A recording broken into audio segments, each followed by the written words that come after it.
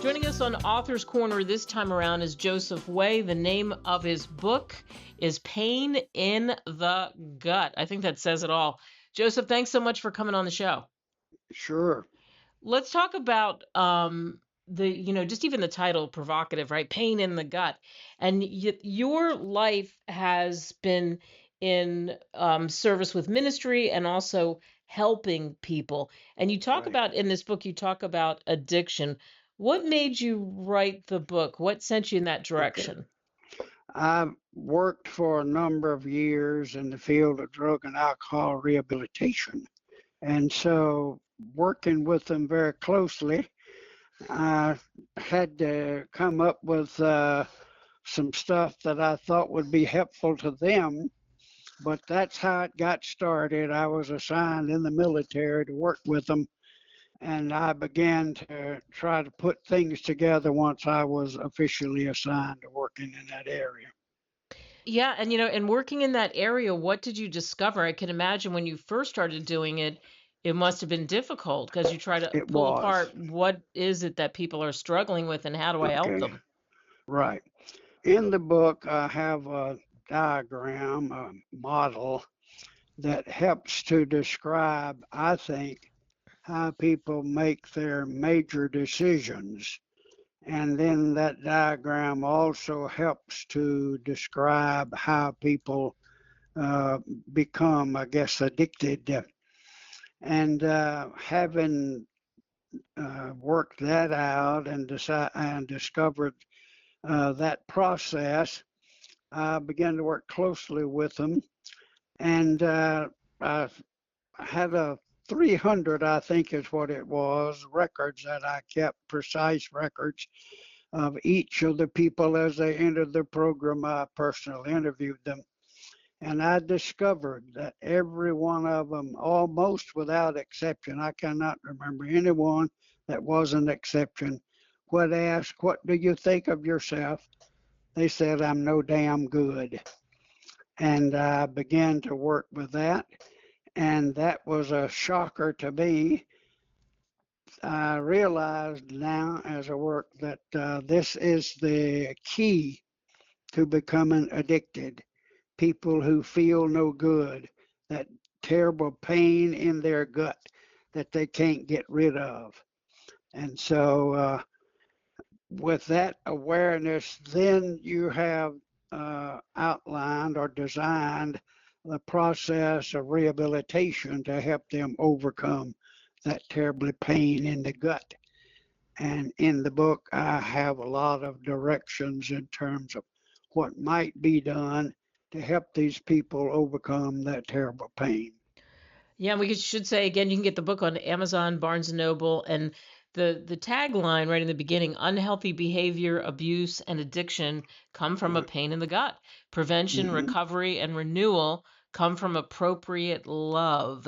And you That's said in right. the beginning what you found was that people immediately said that they were no good. They Hmm. immediately put that on themselves, and that's so much a Exactly. part of the recovery, right? It is. They will not recover, I don't think, and I never discovered anyone who did, as long as they have that feeling. So you got to get rid of that feeling. You can have whatever kind of a program you want, but until they come to the point of realizing that they are loved, they are valued, and that they value and love someone else, they're not ever going to get over their addiction. For you Now, being put in that role, what was the greatest thing when you saw somebody realize that you helped them, that they paid attention and they figured out a way to do it? okay, most of them got that feeling and they can give you the time and date when it became imprinted on their mind. Most of them were convinced of that by someone else who felt the same way about themselves. They were convinced of this by some sick person. And when you can get them to realize, oh, my mom was sick as I am, when she told me I was just like my daddy and that I was no good. Mm. And they began to say, "Oh, I have been mistaken all my life and didn't know it." And that helps them then to, start thinking about, well, what maybe there is something. And then I point out to them in many ways that they are good, that how they've survived in adverse circumstances. And I tell them that I could not survive in their condition. To be able to just exist in some of the conditions in which they live is certainly a remarkable feat. And they'll smile and think, maybe I'm not terribly bad. Right, They because they need to, put it all on themselves. right. Hmm. Yeah, so for people listening to us, I know there are a lot of people struggling. And you talk about, like I said, prevention, recovery, and Hmm. renewal. So that's the goal, Yeah, is to right. do the prevention and the Hmm. recovery and get to the renewal and get Right. over that hump. Yeah, let me add another point that once I discovered this about alcohol addiction, I think it is applicable to most any kind of addiction there is. When you stop and think about it, most of it is the absence of appropriate love, and most of it is corrected. I don't know if you can call it ever cured, but corrected by being loved and loving. It's amazing what love does to so many people. Right, changes their world, right? It makes Right, them see it does. differently. Mm-hmm. Yeah.